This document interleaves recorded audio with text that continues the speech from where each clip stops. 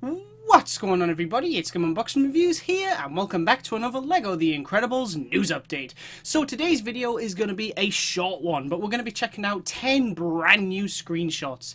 So without further ado, let's get to it. Alright, so first off, not much to say here, but of course we can see that Elastigirl has transformed into a beam to allow Dash and Violet to get from one side to the other. And of course, in classic TT Games fashion, there is a pig in the background, this time hanging by a parachute. Not much to say about this next screenshot, but here of course we can see Dash and Violet is of course protecting Dash with a force field whilst Dash runs through the level. And as we learned from the gameplay this week, when Violet goes through force fields and lasers and stuff like that, it cannot harm her, so she is very useful when you come across these obstacles in the game. Now these next few shots showcase the game's first level, which is set in Bob and Helen's younger years during the glory age of the Supers. So we can see Elastigirl reaching to Mr. Incredible, with Bob moving closer and eventually walking across his wife, which has now been transformed into a beam, allowing her husband to safely walk across to the other building. Next up here we can see a LEGO recreation of the famous scene from the first movie where Violet creates a force field around Dash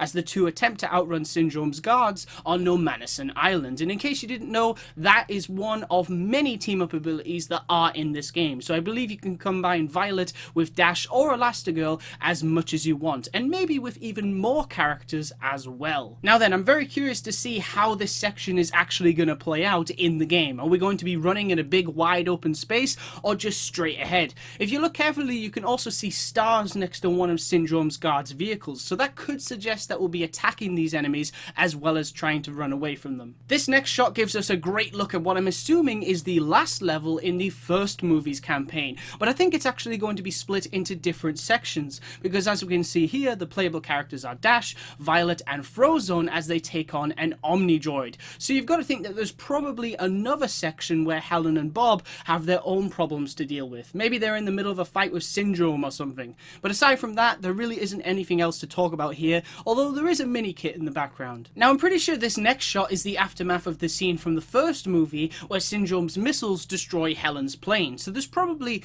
a full section in this level, which then leads to what we see in this screenshot with Elastigirl in her boat form as she, Violet, and Dash explore the plane wreck. And last but most certainly not least, here of course we can see Mr. Incredible and Frozone turning some water into ice. Now what's interesting about this screenshot is that I'm pretty sure that this is the level that is based on the scene from the first movie where Mr. Incredible first arrives on No Manison Island. But LEGO The Incredibles of course features co-op, and unlike the movie, it looks like we'll actually be bringing Frozone along to the island, which is actually pretty cool because it's kind of like a what-if scenario, but still makes a ton of sense. Aside from the obvious things that I've pointed out here, we can also see a bunch of Syndrome's bird cameras and some cave drawings of the Omnidroids. Alright guys, that's pretty much it for this video. Not a whole lot of news today, but of course these screenshots give us a great look at some of the levels that we're going to be playing through in LEGO The Incredibles. And like I've said already, I especially love how they've taken scenes from the first movie that only feature one character and have found a way to add another, because having Frozone on No Manison Island with Bob